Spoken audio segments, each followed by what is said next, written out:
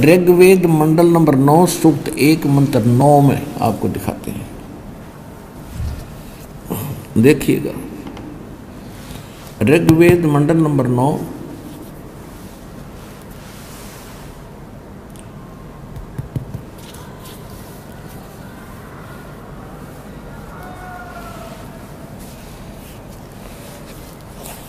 और ये अनुवाद किसने किया है? कोई नहीं सोचा कि रामपाल ने संस्कृत ना आती, इन इंजीनियरों द्वारा कर रखा है ये अनुवाद, आर्य समाजियों द्वारा। सर्वदेशी कार्य प्रतिनिधि सभा, महर्षि दान भवन, रामलीला मैदान, नई दिल्ली। और ये इसके अनुवादक हैं और यहाँ से ये छपी है और ये आपको दिखाते हैं।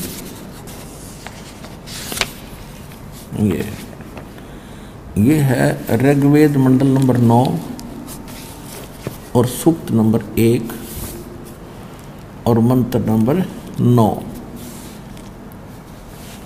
इसमें क्या किया है कि उस सोम माने सोम स्वभाव वाले श्रद्धालु पुरुष को शिशुम, अब मूल संस्कृत में देखो, अभी इमम अधन्या उत्सरणती धेन्व शिशु, ये शिशु रूप धार कर जो प्रकट होता है परमात्मा, उस समय का जिक्र है। इन्होंने यहाँ क्या गड़बड़ कर दिया कि यहाँ कर दिया सोम स्वभाव वाले पुरुष, श्रद्धालु पुरुष को, और कुमार अवस्था में सब प्रकार से अधन्या अहिंसनीय कर दिया। धेनो माने गौवे, धेनो माने गौवे, और तृप्त करती हैं। इनको ज्ञान तो था नहीं, उवा बाई वह क्या करते। अभी अधन्य का होता है, जैसे हमारी देसी भाषा में हरियाणा में क्या कहा करते, जो गाय नए दूध ना हुई हो, पशु ने जो यानी सांड ने बैल ने टच ना करी हो, गर्भ ना धारण कराया हो, उसको कहा करते या बिना धनाई है, बिना धनाई अधन्या, अधन्या। और अभी अधन्या यानी कंवारी, ये कंवारी गायें उस परमात्मा के जो शिशु रूप धारण करके प्रकट होता है। इस वेद मंत्र का ये अर्थ है, शिशु रूप धार कर जो परमात्मा प्रकट होता है, उस समय उनके परवरिश की लीला कंवारी गायों के द्वारा होती है।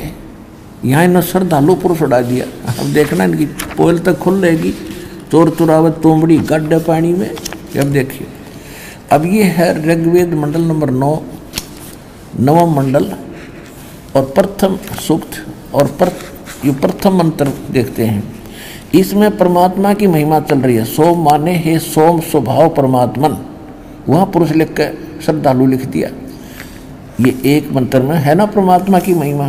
फिर 2 में देखो, अब 2 मंत्र में ये हे परमात्मा आप, फिर 3 मंत्र में हे परमात्मन है परमात्मा की महिमा, और 4 मंत्र में हे परमात्मा, और 5 मंत्र में हे परमात्मा हैं, और फिर इस 6 मंत्र में हे परमात्मा। अब यहाँ आकर याद आ गई इनके, रत रहेगी तो दानत की छुरी फेल होगी, परमात्मा की महिमा राग गए, वो ऐसे ऐसे प्रकट हो रहा है। तो इनने फिर अड़ंगा शुरू कर दिया 7वें और 8वें 9वें मंत्र में। देखो अब 7वें में क्या कर दिया, उस पुरुष को, पुरुष माने परमात्मा होता है, अगर हिसाब लाओ तो सही मीनिंग करें तो अर्थ। अब 8वें में क्या कर दिया, उस पुरुष को, ओए होए, अब पुरुष माने परमात्मा होता है। अब देखो एक अपनी देसी भाषा में आकर दी, काटे से काटा लिख दिया करें। इन इंजीनियरों तो फेल करूंगा इनके उनसे।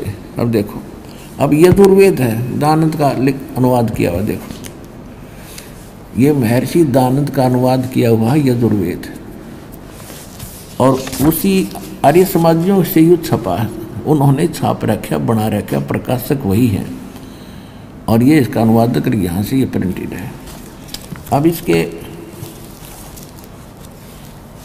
40वें अध्याय का 17वां मंत्र आपको दिखाते हैं। इसमें क्या है, वेद ज्ञान दाता भी ये ब्रह्म है जो गीता ज्ञान दाता है। 44 अध्याय 40वां अध्याय और मंत्र 17। इसमें क्या लिखा है ये देखो, इसमें पुरुष शब्द है, पुरुष, और ये अनुवाद महर्षि दानंद का है। हे मनुष्य, जिस ज्योति स्वरूप, ये ज्योति स्वरूप से गीत वेद ज्ञान दाता यु काल है, ज्योति स्वरूप रक्षक मुझ से अविनाशी यथार्थ कारण के आच्छादित मुख के तुल्य उत्तम अंग का प्रकाश किया जाता है, जो वह प्राण व सूर्य मंडल में पुरुष माने पूर्ण परमात्मा है। पुरुष माने परमात्मा, पूर्ण परमात्मा है। वह तो परोक्ष रूप है, वो तो गुप्त है। अहम मैं ब्रह्मलोक रूपी आकाश में रहता हूँ और मेरा ब्रह्म नाम है और मेरा ओम नाम है। ओम नाम जानो। इन्हें अड़ंगा करके भी ना छुपा सका।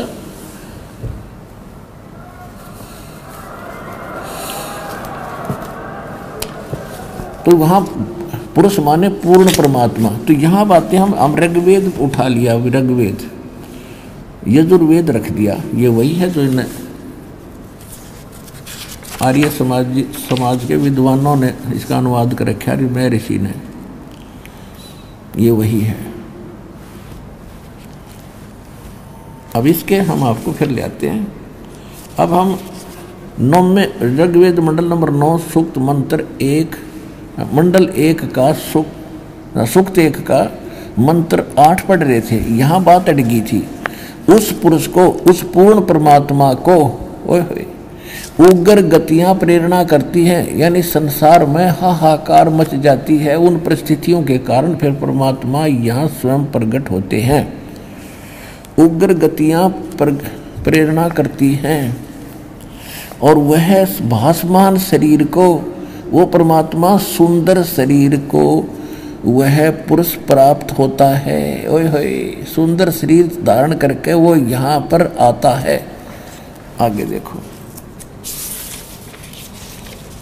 ये देख लिया होगा आपने कि उस पुरुष को, उस पूर्ण परमात्मा को उग्र गतियां प्रेरणा करती हैं और वह, और भासमान शरीर को यानी सुंदर शरीर को वह परमात्मा प्राप्त होता है। पुरुष, ये पुरुष लिखने लगे अगुड़ पुरुष कर दें, किसी सुंदर नाम है, मानस मनुष्य के बारे में कह रखी होगी, मनुष्य के बारे में। अब और जिसमें 3 प्रकार से दूसरों का वारण माने कल्याण करने वाला वो मधु में शरीर मिलता है।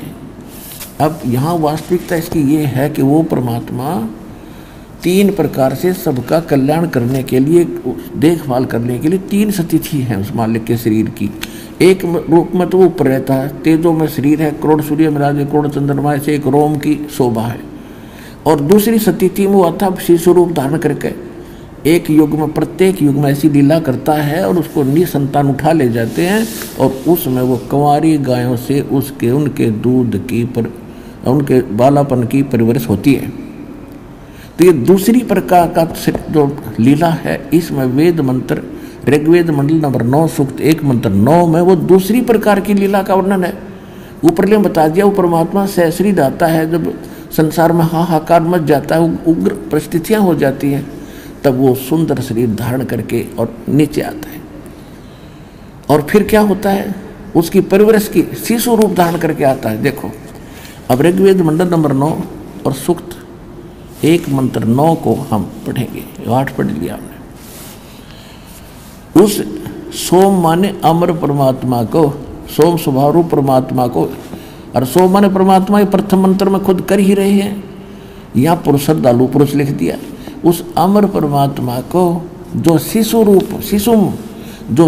रूप धार के आता है कुमार अवस्था में, अभी अदन्या, अभी माने पूर्ण रूप से, अदन्या माने बिना दनाई, अनटच्ड, जिसको बैल ने टच ना किया हो कभी, कंवारी, धेनव माने गौवें, शनंती माने तृप्त करती हैं, यानी उनके परवरिश की लीला कंवारी गायों से होती है। ही इज गॉड, जो शिशु रूप धारण करके आता है।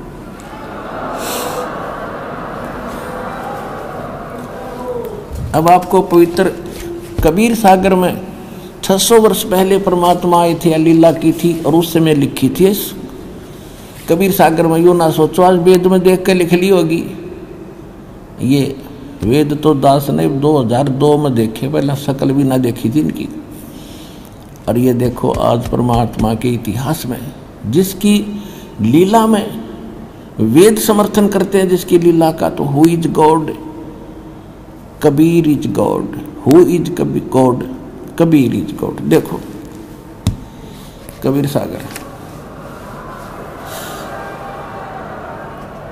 खेमरा श्री कृष्णदास प्रकाशन, मुंबई।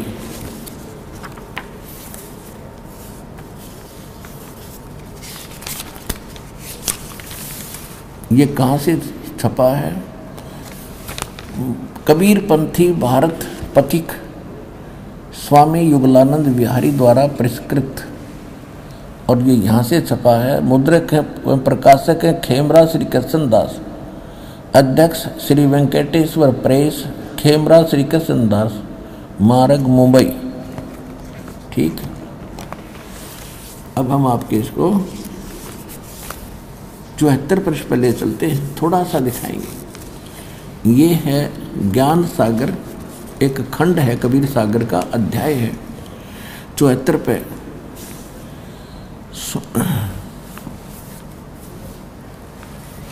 अब क्या बताते हैं?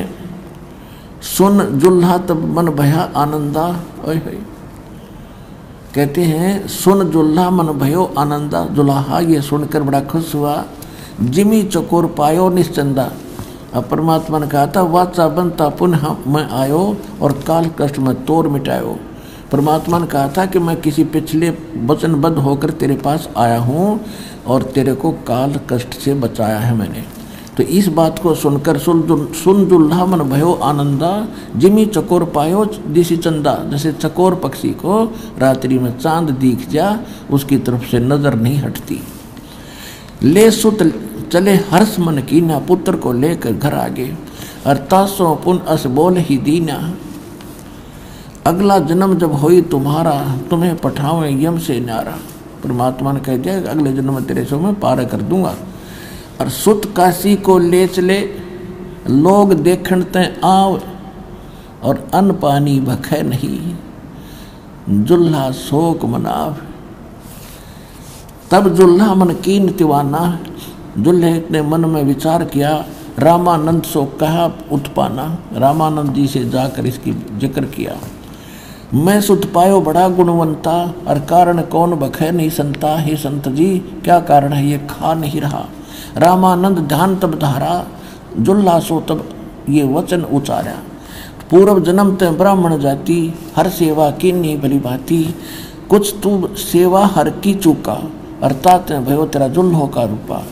तो पिछले जन्म में ब्राह्मण था, जिस कारण से तेरी कोई गलती के कारण दुल्हा बन गया। और प्रीत प्रभु गही तोर लीना, अर्थात जंगल में उद्यान में सुत तो है दीना। तो क्या कहता दुल्हा? कहता हे प्रभु जस की नो तस पाया। मैंने कोई गलती करी तो मैं दानक बन गया, कोई बात नहीं। आर्थ हो तो दर्शन आया। मैं संकट में तेरे पास आया हूँ, मेरे संकट का निवारण करो। मेरा बालक कुछ खावे। सो कहिए उपाय गुसाई, बालक अक्षुदावंत कुछ खाई। ऐसा कोई साधन बताओ, उपाय बताओ जिससे मेरा बालक कुछ खा ले। रामानंद अस उक्ति विचारो, तुम सुत कोई ज्ञानी अवतारो। कि तेरा ये पुत्र है, कोई विद्वान पुरुष है, ब्राह्मण है।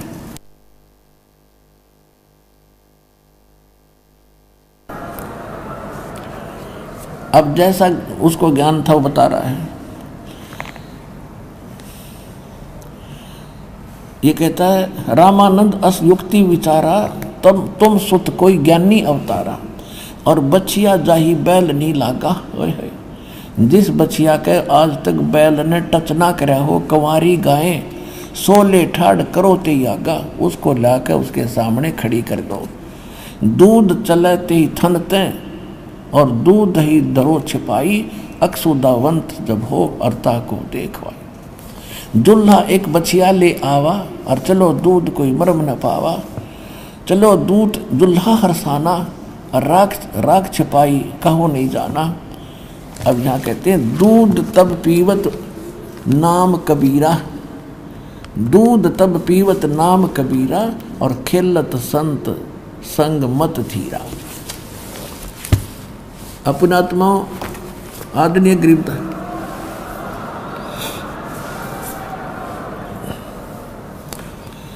आदरणीय गरीबदास साहिब जी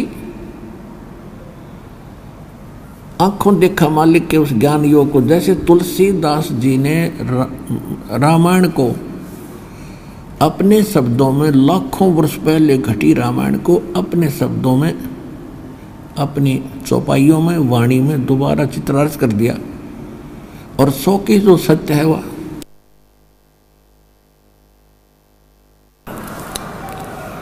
तो ये दिव्य दृष्टि होती है। और तुलसीदास जी जैसे वेद व्यास जी ने 18 पुराण और 4 वेद और श्रीमद् भगवत गीता, ये तो श्रीमद् भगवत गीता बोली गई थी युद्ध के दौरान और लिखी उसने बाद में, और एक एक वर्ड ज्यों का तो लिख दिया, क्योंकि शब्द का नाश नहीं होता, ये न्यू के न्यू रहते हैं। और ये प्रत्येक के जैसे कोड, जैसे एक यूट्यूब सिस्टम आप देख रहे हो, वो चाहे 1000 आदमी उसका कनेक्शन ले लें यूट्यूब का, सब देख सकते हैं उसमें, जिसका वो कनेक्शन ठीक हो।